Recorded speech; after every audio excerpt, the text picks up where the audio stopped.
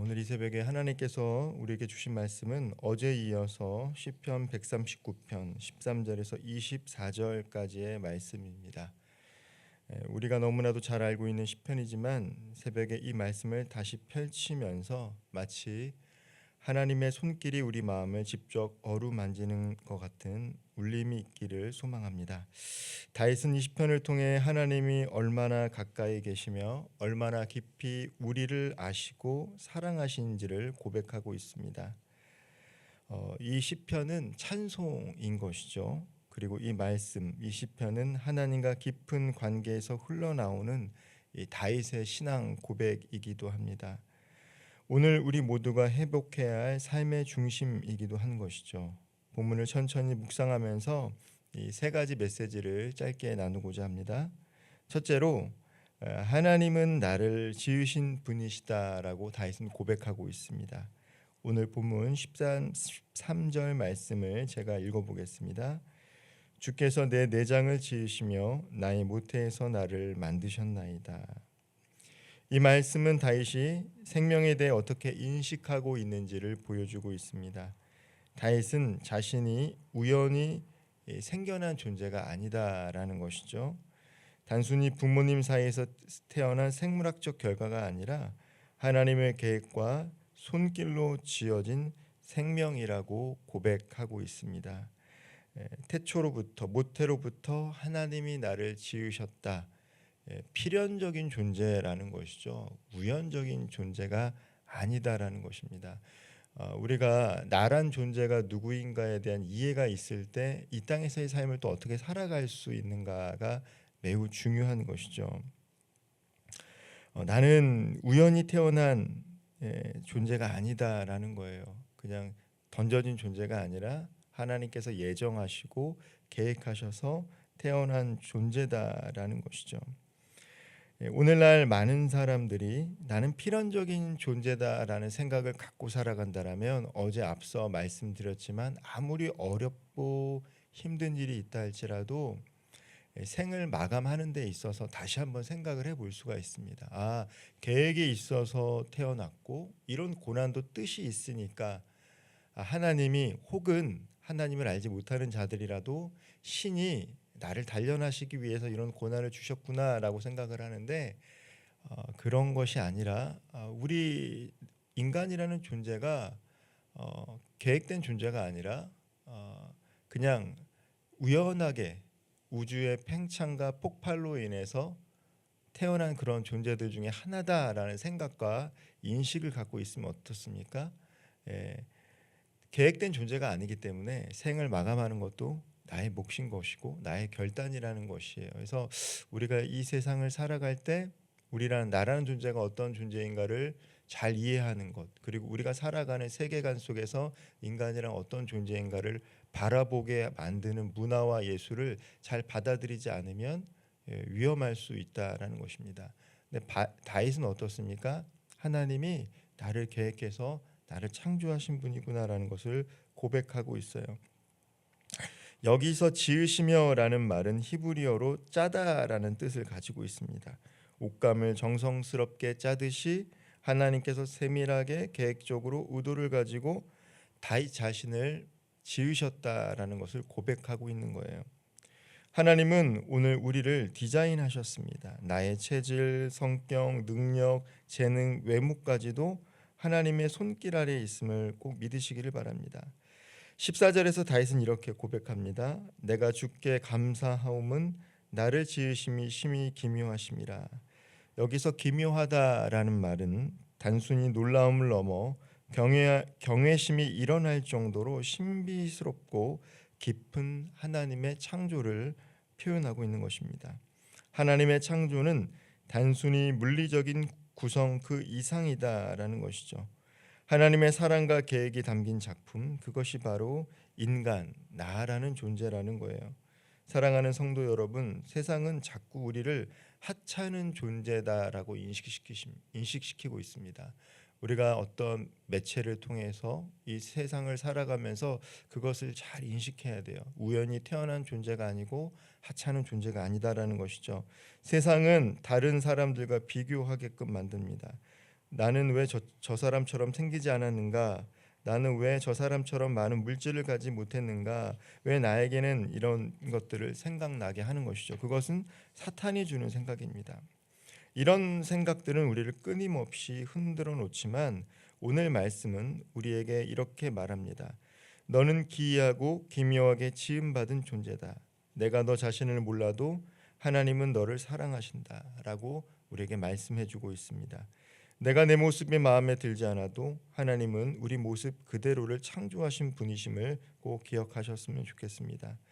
자신을 미워하고 있는 누군가에게 또한 이 말씀을 전해 주셨으면 좋겠습니다. 하나님은 우리를 창조하신 분이고 한 분 한 분 하나님의 걸작품으로, 그리고 하나님에게는 실수가 없다라는 것들을 꼭 기억하셨으면 좋겠습니다.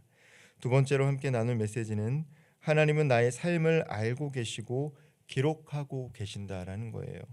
16절을 보면 이렇게 기록이 되어 있습니다. 내 형질이 이르기 전에 주의 눈이 보셨으며 나를 위하여 정한 날이 하루도 되기 전에 주의 책에 다 기록되었나이다. 하나님은 우리를 알고 계시고 우리의 과거와 현재뿐만 아니라 미래까지도 아신다라는 고백입니다. 형질이 이르기 전이라는 것은 아직 태어나지도 않았을 때입니다. 그때부터 하나님은 나를 보셨고 나를 아셨고 나의 날들을 계획하고 계셨습니다. 우리는 하루하루를 불확실 속에서 살아갑니다. 무엇이 일어날지 모르고 어떤 일이 닥칠지 몰라 불안합니다. 하지만 하나님은 그 모든 시간을 이미 알고 계신 분입니다. 그리고 놀랍게도 나의 삶의 모든 날들이 하나님의 책에 기록되어 있다라고 말합니다. 하나님, 제 인생이 엉망이 된 것 같고 제가 실패한 것 같습니다라는 생각이 들 때조차 하나님은 우리의 모든 행적들을 기록하고 있다라는 것이죠. 그리고 아니다, 나는 이미 알고 있다라고 말씀해 주고 계신 것입니다. 하나님은 우리를 계획 없이 만들어 놓으시고 방치하는 분이 아니시라는 거예요. 우리는 우연적인 존재가 아니라는 것이죠. 지금 이 자리에 있는 것도, 이 새벽에 말씀을 듣는 것도 하나님의 책에 기록된 그 카이로스의 시간 속에서 우리는 살아가고 있습니다. 그러므로 어떤 순간에도 우리는 하나님께 모든 것을 맡길 수 있는 것이죠. 마지막으로 하나님은 나를 인도하시고 새롭게 하시는 분이시다라고 다윗은 고백하고 있습니다. 17절과 18절에서 이렇게 다윗은 고백합니다. 하나님이여, 주의 생각이 내게 어찌 그리 보배로우신지요, 그 수가 어찌 그리 많은지요. 내가 세려고 할지라도 그 수가 모래보다 더 많더소이다. 하나님의 생각, 곧 하나님의 계획과 마음이 너무나 많고 깊다라고 다윗은 고백하고 있습니다. 여기서 보배롭다라는 말은 가치 있고 소중하다는 의미입니다. 세상이 말하는 가치와 다른 하나님만이 주시는 진정한 가치입니다. 우리는 하나님의 뜻을 다 알 수 없지요. 때로는 이해되지 않는 일들이 일어나기도 합니다. 기도해도 응답이 되지 않고 바라는 대로 되지 않을 때 하나님은 나를 잊으신 것이 아닐까 하는 생각조차 듭니다. 그러나 다윗은 이렇게 말합니다. 내가 깰 때에도 여전히 주와 함께 있나이다. 잠든 밤에도 깨어있는 낮에도 혼란한 가운데서도 하나님은 여전히 함께 계십니다. 이 말씀은 어떤 특별한 체험보다도 더 위대한 진리를 기록한 말씀이기도 합니다. 하나님은 우리를 떠나지 않으신다라는 것이죠. 그리고 마지막인 23절과 24절은 다윗의 간구로 마무리하고 있습니다. 하나님이여, 나를 살피사 내 마음을 아시며 나를 시험하사 내 뜻을 아옵소서. 내게 무슨 악한 길이 있나 보시고 나를 영원한 길로 인도하소서. 이 고백은 신앙의 결론이기도 합니다. 내가 아무리 하나님을 아는 것 같아도 결국에는 하나님이 나를 살펴주셔야 한다라는 것이죠. 하나님께서 나를 감찰해 주셔야 한다라는 것입니다. 겉으로는 괜찮아 보여도 마음속에는 교만, 비교, 미움이 자라날 수 있기 때문이죠. 그래서 다윗은 기도합니다. 내 마음을 살펴주옵소서. 하나님 앞에서는 숨길 수가 없습니다. 그래서 진짜 하나님을 사랑하는 것은 하나님 앞에 숨기지 않고 나의 있는 그 마음을 토로하는 것입니다. 마음 깊은 곳까지 하나님께 열어드릴 수 있을 때 하나님은 우리를 영원한 길, 곧 생명의 길로 인도하시는 분인 줄을 깨닫게 된다라는 것입니다. 사랑하는 성도 여러분, 오늘 말씀을 통해 우리가 기억해야 될 것은 무엇입니까? 바로 하나님이 나를 지으셨고 나를 아시고 나를 인도하신다라는 거예요.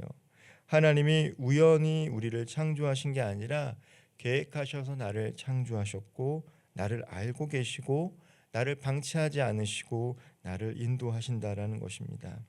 오늘 이 새벽 이 말씀을 읽은 저와 우리 모든 성도님들이 이 하나님을 온전히 신뢰하기를 소망합니다. 지금 어떠한 상황에 있든지 하나님의 손은 여전히 우리를 붙들고 있음을 꼭 기억하셨으면 좋겠습니다. 혹시 마음이 지쳐 있다면, 자신의 존재가 무의미하다고 느껴진다라면 오늘 이 말씀 앞에 다시 설 수 있기를 소망합니다.